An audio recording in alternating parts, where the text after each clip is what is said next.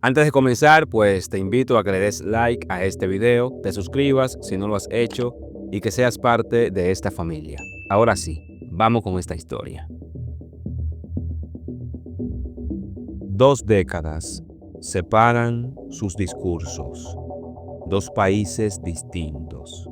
2 estilos distintos. Pero un patrón que se repite.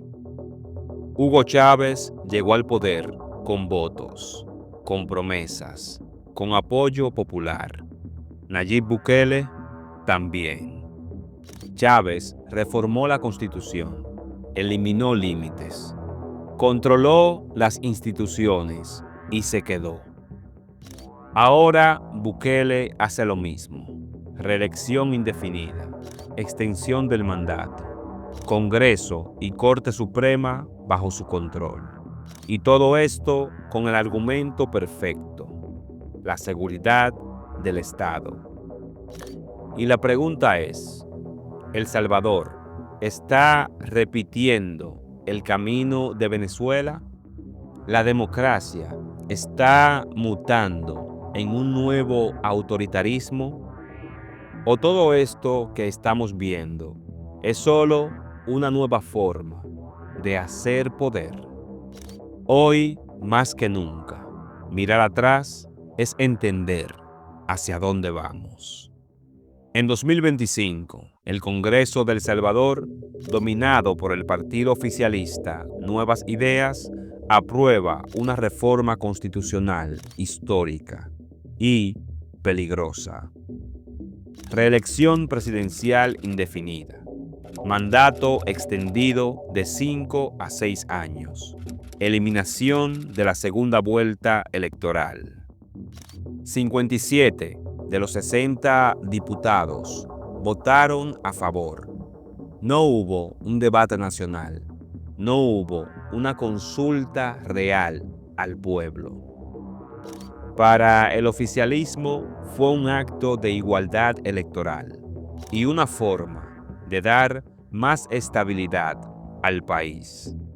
Pero para la oposición fue el funeral de la democracia. La diputada Marcela Villatoro levantó un cartel en plena sesión: "Este día murió la democracia".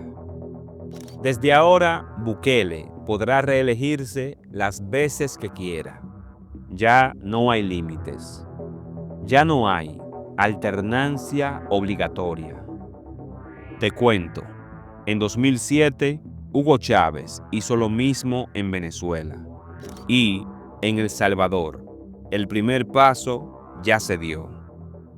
Nayib Bukele es hoy por hoy el presidente más popular de América Latina. Ganó la reelección en 2024 con el 82.8% de los votos, a pesar de que la Constitución salvadoreña lo prohibía expresamente. Pero, ¿cómo lo logró? Con una sala constitucional controlada por jueces afines. Ellos reinterpretaron la ley, le abrieron el camino y el Congreso aplaudió. Ahora, en 2025, el oficialismo dio el siguiente paso: reelección indefinida, mandato extendido y sin segunda vuelta. Lo llaman estabilidad, lo venden como eficiencia, pero es el mismo guión que ya vimos en Venezuela, en Nicaragua, en Bolivia. El poder, cuando no tiene frenos, siempre quiere más. Y cuando un presidente puede reelegirse eternamente, el país ya no elige, solo ratifica. Eso no es democracia, es concentración. Y la historia ya nos ha enseñado que no importa cuánto bien haga un líder hoy, porque cuando el poder se hace vitalicio, el daño llega después. Venezuela 2007. Hugo Chávez ya lleva 8 años en el poder, con una Asamblea Nacional a su favor y una popularidad aplastante. Decidió que era hora de quedarse para siempre. Propuso una reforma constitucional que incluía reelección indefinida, control sobre el Banco Central, suspensión de derechos durante emergencias. Y todo esto se resume a más poder para el presidente. El pueblo votó y sorpresivamente Chávez perdió, pero no se dio por vencido. Un año después, en 2008, volvió a intentarlo.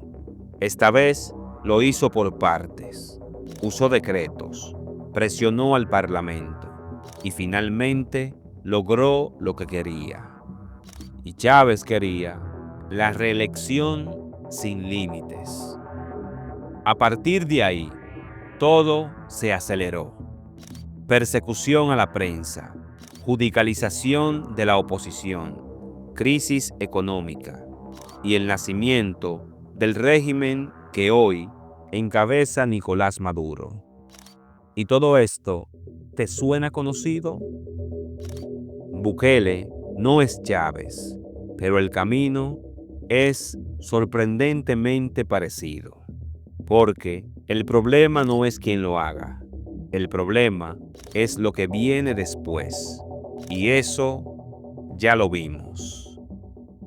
En cualquier democracia real, el poder judicial limita al poder político. Pero en Venezuela y ahora en El Salvador, la Corte hace lo contrario.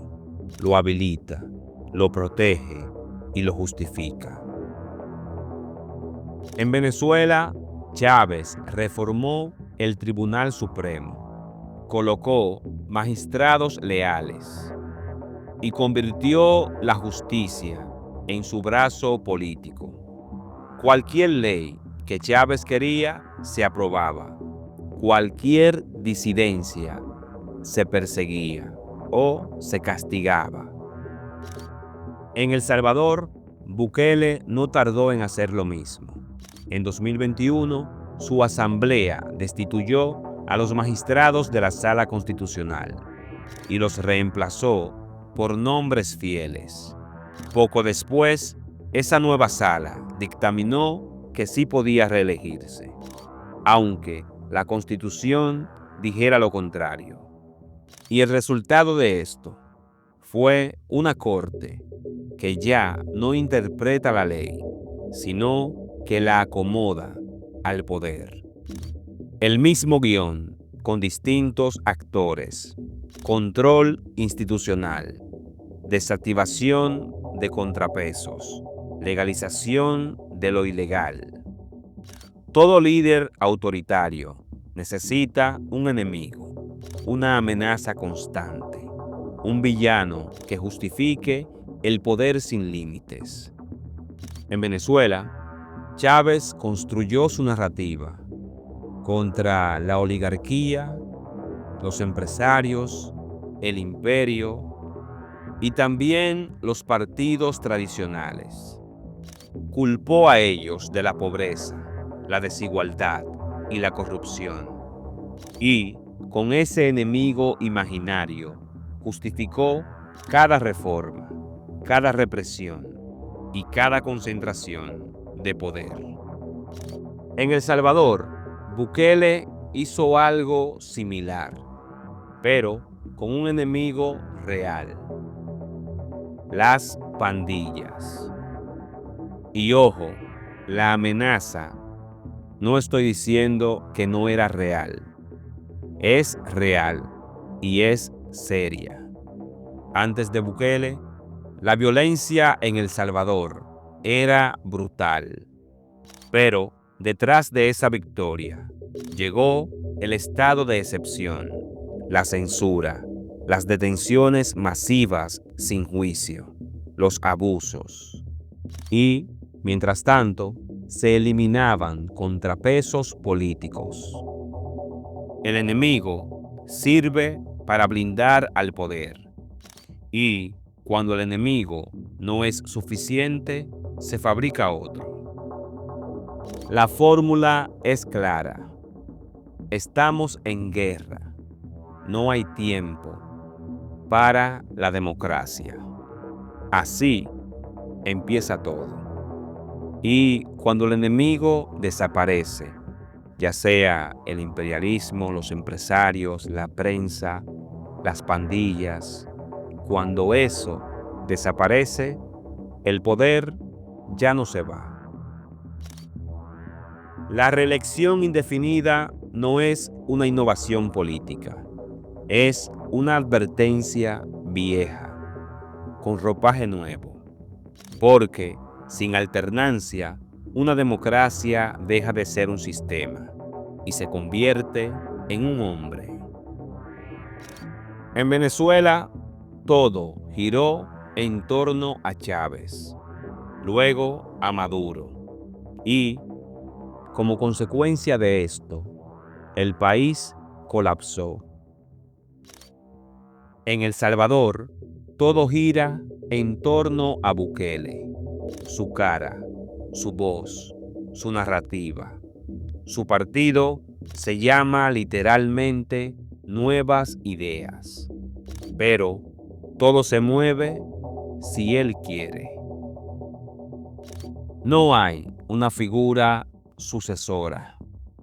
No hay oposición fuerte. Y tampoco hay lugar para el relevo. El caudillismo moderno ya no lleva uniforme. Ahora usa Twitter, hace TikToks y llama dictadores a los que lo critican, mientras cambia las reglas para quedarse. Y la alternancia no es un capricho. Eso es un principio democrático, porque ningún líder, por más brillante o eficaz que parezca, debería gobernar para siempre. Cuando un líder concentra todo el poder, las instituciones dejan de funcionar. Los críticos se vuelven enemigos y la figura presidencial se vuelve sagrada. En Venezuela, Hugo Chávez creó un culto personalista, cadenas nacionales, bustos, murales, frases reproducidas como si fueran dogma. La represión aumentó con el tiempo. Medios cerrados, líderes opositores presos y cualquier disidencia convertida en golpismo. En El Salvador, la historia comienza a parecerse. Medios hostigados, detenciones arbitrarias bajo el estado de excepción, periodistas perseguidos, activistas encarcelados. Y mientras tanto, la figura de Bukele crece en las redes como si fuera una marca, como un símbolo incuestionable. El presidente perfecto, el presidente que necesitan todos los países en América Latina. Ya no se debate el modelo, se defiende al líder o se le teme. Y cuando la imagen presidencial reemplaza al país, cuando no se puede criticar sin ser señalado, cuando todo gira en torno a una sola persona, ya no hay república, solo hay poder. Y un poder que ya no tiene frenos.